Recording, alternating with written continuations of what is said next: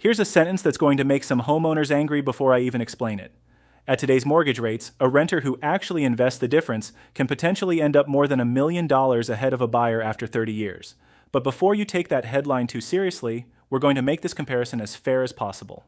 The buyer gets home appreciation, the renter gets an investment portfolio, the buyer eventually pays off the mortgage, the renter keeps paying rent, and once renting becomes more expensive than owning, the homeowner gets to invest the difference too. So this isn't going to be one of those rent versus buy calculators designed to make one side win. We're going to follow two people for 30 years, use the same assumptions throughout, stress test the assumptions, and then look at the situations where buying actually makes more sense. Let's call them Alex and Sam. They live in the same US market. They have the same income. They each have $96,000 available, and they're looking at the same $400,000 home. This is a hypothetical example, not a claim that every $400,000 house in America rents for the same amount. Local taxes, insurance, rents, prices, and appreciation can be dramatically different. Alex decides to buy, Sam decides to rent. Alex puts $80,000 down, which is 20% of the purchase price, and spends another $16,000 on closing costs. That uses the entire $96,000. Alex now has a $320,000 mortgage. At a 6.75% 30-year fixed rate, the principal and interest payment is about $2,076 a month.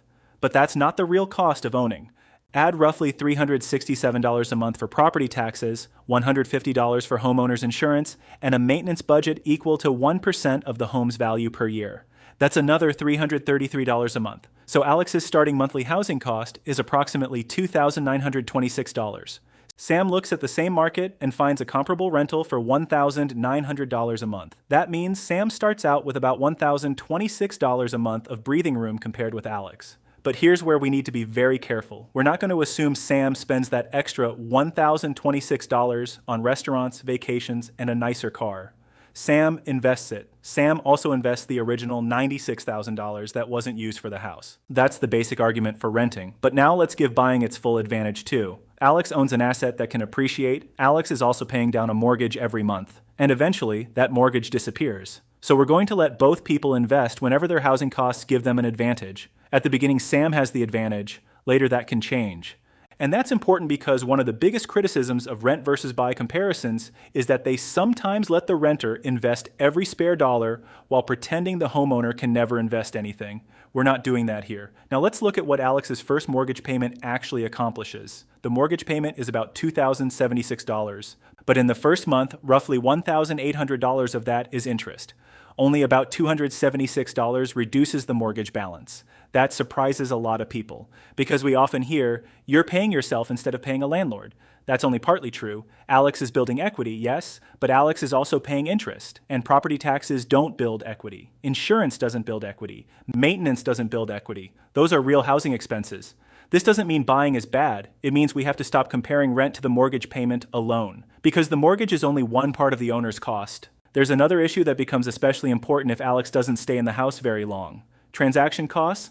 Alex paid closing costs to buy the property. If Alex sells a few years later, there are additional costs involved in selling. So if the house only appreciates a little before Alex moves, those transaction costs can consume a huge portion of the gain. That's why buying a house is generally a long-term decision. The longer you stay, the more time you have to spread those transaction costs over the period you actually live there. Now let's run the full 30-year model. We're going to use one consistent baseline. The home appreciates 3.8% a year. Rent increases 3.5% a year. Property taxes, insurance, and maintenance rise with the home's value. Sam's investments earn an average 9% annual return. And the investment return is an assumption, not a promise. We're not saying the stock market will deliver exactly 9% every year. Real markets can fall 20%, 30%, or more. They can spend years going nowhere. We're simply using an average return as a long-term modeling assumption, and we'll stress test that later. Now let's jump to year 3. After 3 years, the $400,000 house has appreciated to roughly $447,000 under our 3.8% assumption. Alex has paid down part of the mortgage, so the home equity is around $138,000 before selling costs. Sam, meanwhile, has the original investment plus the accumulated monthly contributions growing in the market. The portfolio is around $164,000. So at year 3, Sam is ahead on paper, but that doesn't mean renting has won. 3 years is extremely early in a 30-year comparison. And remember what happens if Alex sells. The home may have appreciated, but buying and selling costs can take a meaningful chunk of that gain. This is exactly why the first few years are often the most difficult period for buying. Now move to year 5, the house is worth roughly $482,000. Alex's mortgage balance has fallen further, leaving approximately $182,000 in home equity. Sam's investment portfolio is around $219,000 under the 9% assumption. Again, Sam is ahead. But the gap is not simply rent is cheaper. It's the combination of several things. Sam started with $96,000 invested. Sam has been investing the monthly difference, and the investments have been compounding. Meanwhile, Alex has been building equity while also paying interest, taxes, insurance, and maintenance. Now let's go to year 10. This is where the comparison starts becoming much more interesting. The house is now worth around $581,000. Alex has approximately $308,000 in home equity. Sam's portfolio has grown to roughly $393,000. The renter is still ahead under this model, but now something important is happening in the background. Rent has been increasing every year. Alex's principal and interest payment hasn't. That's one of the biggest advantages of a fixed-rate mortgage. The mortgage doesn't adjust upward just because the price of everything else goes up. Property taxes and insurance can rise. Maintenance can rise. But the principal and interest portion of the mortgage remains fixed. Rent doesn't work that way. Sam's $1,900 starting rent has been increasing by 3.5% every year. So the gap that initially allowed Sam to invest more and more money isn't permanent. Eventually, rent starts catching up with the cost of owning, and this is where our model changes. Once renting becomes more expensive than owning, Sam no longer has a positive monthly difference to invest. There isn't one. Instead, Alex now has the lower housing cost. So Alex gets to invest that surplus. This is important. We're not giving Sam a permanent investment advantage. We're letting both people invest whenever their housing costs are lower. That makes the comparison much fairer. Now let's move to year 20. The house is worth approximately $843,000. Alex has roughly $663,000 in home equity. Sam's portfolio has grown to around $1 million under the baseline assumptions. At this point, the difference looks substantial. But we're still not at the end. Alex has another 10 years of mortgage payments, Sam has another 10 years of compounding, and because we're assuming the mortgage eventually gets paid off, the final decade is where the economics become especially interesting. Now we reach year 30. Alex has finally made the last mortgage payment. The house is worth roughly $1.22 million. The mortgage balance is zero. That means Alex owns a house worth about $1.22 million. But again, we need to be careful about calling that $1.22 million completely liquid wealth. If Alex sells the house, there are selling costs. Using a 5.5% selling cost assumption, that $1.22 million home would leave roughly $1.16 million after selling costs, assuming there is no remaining mortgage. And because owning eventually became cheaper than renting, Alex has also had an opportunity to invest the surplus during the later years. Under this model, that additional investment account is relatively small compared with the value of the house. But it matters because we're giving Alex the same opportunity to invest. So Alex's modeled financial assets are roughly $1.2 million. Sam's investment portfolio is around $2.4 million. That means Sam is ahead by roughly $1.2 million in this particular scenario. And that's where you could stop the video and say, renting wins by $1.2 million. But that would be exactly the kind of oversimplification we're trying to avoid, because this result is incredibly sensitive to the assumptions. Start with a 9% investment return. That's doing a lot of work. If investments average 7% instead of 9%, Sam's portfolio falls to roughly $1.5 million. Alex is still around $1.2 million. Now the advantage is only a few $100,000. That's a completely different conclusion. And if investment returns are lower still, or home appreciation is higher, or the local rent is much lower relative to the home price, buying can become even more competitive. That's why saying renting always beats buying is just as misleading as saying buying always beats renting. Neither statement is true universally. Now let's talk about one of the biggest objections to this entire comparison. Someone will say, sure, Sam can become richer on paper, but will Sam actually invest the difference every month for 30 years? That's a fair question, because Alex doesn't have to make a decision every month about whether to build equity. The mortgage payment happens automatically. Sam has to make the investment decision voluntarily, through a recession, through a stock market crash, through a job loss, through a wedding, through children, through vacations, through lifestyle inflation, through 30 years of opportunities to spend the money instead. And this is one reason buying works so well for many people. A mortgage can function like forced savings.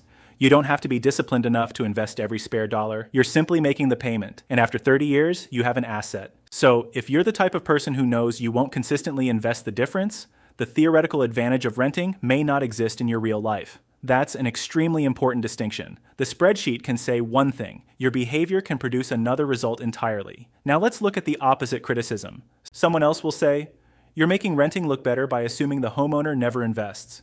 That's also a fair criticism of some rent versus buy comparisons. That's why our model allows Alex to invest once owning becomes cheaper than renting. Remember, the mortgage payment stays fixed while rent keeps rising. Eventually, the renter's housing cost can overtake the homeowner's. At that point, the homeowner gets the monthly investment advantage. So this isn't renter invests forever, homeowner doesn't. It's each person invests the difference when their housing cost is lower. That is a much more balanced comparison. Now there's another issue we need to discuss, taxes. Our $2.4 million investment portfolio is a modeled portfolio balance. It isn't necessarily $2.4 million of spendable after-tax cash.